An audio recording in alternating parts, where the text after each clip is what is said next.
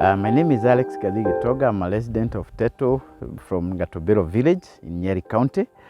I'm a beneficiary of this road, Ihithe Donyojero Road. My name is Simon Wachira.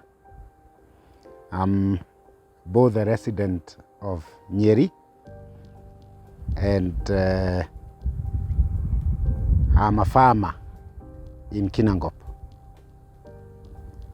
And I'm concerned about the Ihithe Donyojero Road. I've been using that road. It's motorable, but it needs to be raised to bitumen standards, to tarmac.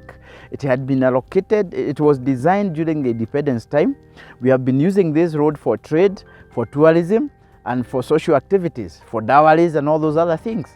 But the road needs to be upgraded to bitumen standards. It had been allocated 4.2 billion shillings by Kenha, and all the designs were approved and everything was done. But NEMA, KWS, KFS disputed the report and they brought an appeal.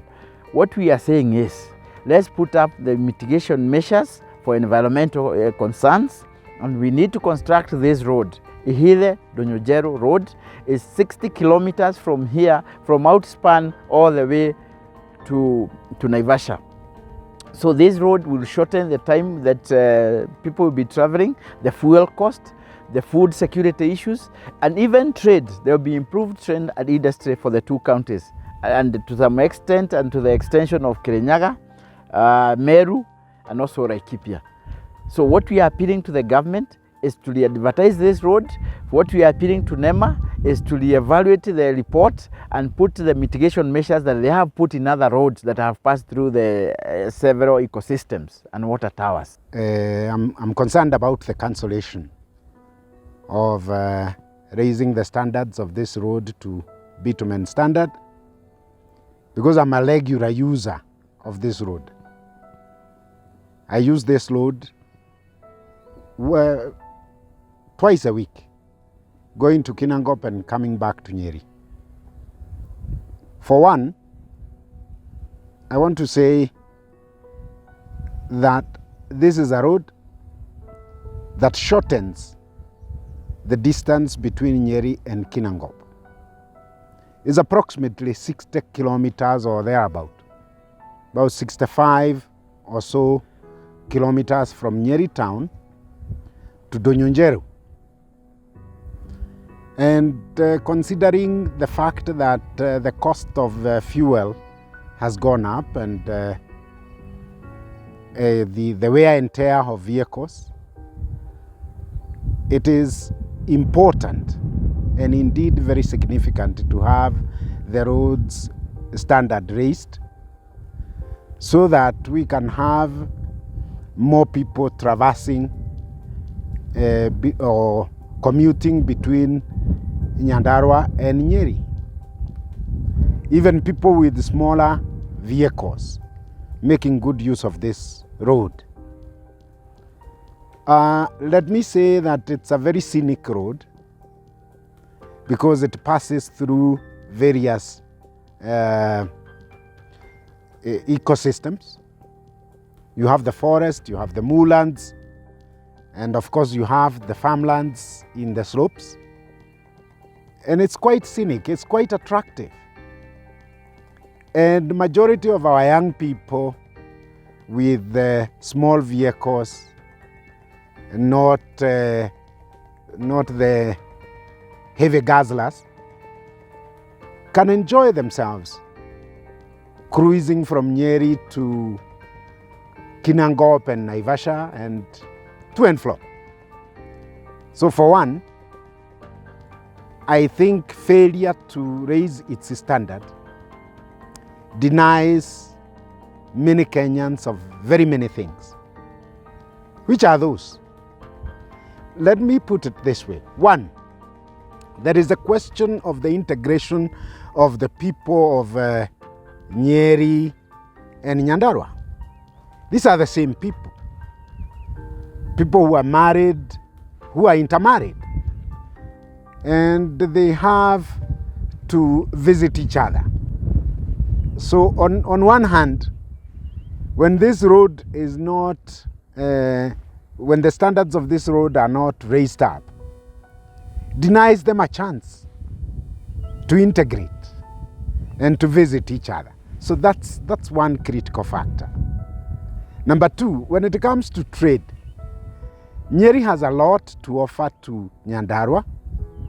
For example, Nyeri grows tea, Nyeri grows coffee, Nyeri grows bananas and stuff like that, which Nyandarua does not grow. And the people of Nyeri can trade with the people of Nyandarua, because the people of Nyandarua are gifted. They have potatoes, they have carrots, they have cabbages, and they have all those green things that they can interchange with the people of Nyeri. So failure to upscale the standard of this road it simply means that you are killing that trade. When it comes to the issue of tourism, it is important to note that this road connects several counties. In fact, this road connects and it reduces time. It connects Narok, Nakuru, Nyandarua, Nyeri, Laikipia, and Isiolo. This is a major tourist road if it is done up to bitumen standard, which can bring a lot of money to the exchequer. So failure to raise its standard is actually denying this country some income, some simple income, which can be gotten, and raising the profile of this country as a tourist destination. So that for me is quite critical. Now, the argument given is that the road is going to pass through a closed canopy. Well, we need to do our proper fact finding. There are several other roads in this country that have passed through forests, and they have been upgraded to bitumen standards, and the impact and the effect of that bitumization has not actually affected the ecosystems. To say the least, there are two roads cutting across the Aberdare National Park and the forests in the southern sector. These are the roads connecting Murang'a and Jambini, and the roads connecting Thika and Flyover. If somebody was to come with an argument and say, hey, these are the results, these are the fact finding, that these two roads have negative impacts in A, B, C, D, that could be understandable. But now, just coming with a blanket argument that it is passing through a closed canopy, it's a fragile ecosystem, for me that doesn't hold water.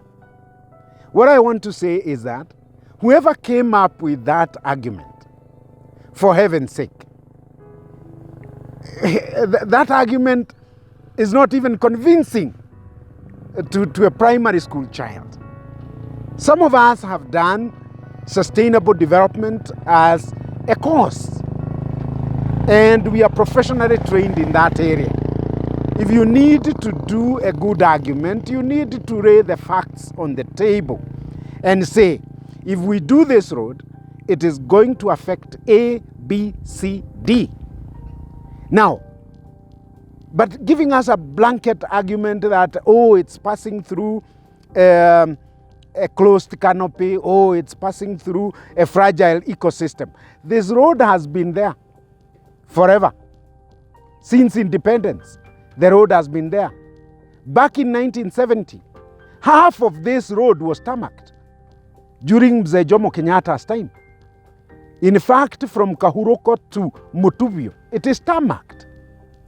So what is the argument that the rest of the section cannot be tarmacked? What are the detrimental effects of that tarmacked section from Mutubio to Kahuruko. If you are giving us those facts, then we can understand you. Failure to do that, it seems the forces making that argument are applying double standards. They are simply saying, when it is convenient for us, we can do the Murang'a Road to Njambini when it is convenient to us, but we should not do Ihithe to Nyonjero because it is not convenient to us. So that's simply what you are telling us. And this country cannot run that way. We have to make priorities on economic basis. We have to make priorities on integration basis. We have to make priorities on the basis of sustainable development. We have the sovereign power as the people of Kenya, as the Constitution of Kenya 2010 has put it. So we are requesting this government to make sure that this road is constructed by the end of this year. We are requesting that we get a Christmas gift, that we see the tractors coming in, we see the surveyors coming in, we see everybody coming in to mobilize for this road to be started. Failure to which we may even start now construction, because we can even do a kilometer of tarmac using our own resources. We can do some fundraising. If the government doesn't, but wow, they have the 4.4 billion shillings that was allocated to this road. Why should they do the allocation of that money? We as the people of Nyeri, we as the people of Teto, Kinangop and Nyandarua and Laikipia, and to some extent Kirinyaga and Ebu, because they'll be using this road, we are requesting, the Mount Kenya people are requesting this road to be constructed as a matter of priority. I do not want to speculate or guess, but the facts are on the table. This road as it is today has an annual expenditure on maintenance. An annual expenditure on maintenance, which is even more detrimental to the ecosystem, because you bring maram from outside and you put it into the park. If you do a bitumen standard, you bring foreign elements once and for all, and you control them. So I said, I don't want to speculate where the problem is, but something selfish is going on here. This is a game of politics. We are thinking that probably is because majority of people, we voted for the current government, and we are calling the current government now to step in and make sure that this road is constructed as they promised during the campaigns. My simple appeal, whoever did the planning had done a good job. Whoever did the allocation of funds did a wonderful job. Why would we not allow that development to take place? Because when you look at the arguments of trade, the arguments of integration, the arguments of movement, they are all very positive. So my appeal is simple. Let's do the road and grow the economies of the counties that are linked up by this very short road. It's on average 60 kilometers, on average. It's so small. Let's do it and see the benefits and start reaping the benefits. That's all I can say.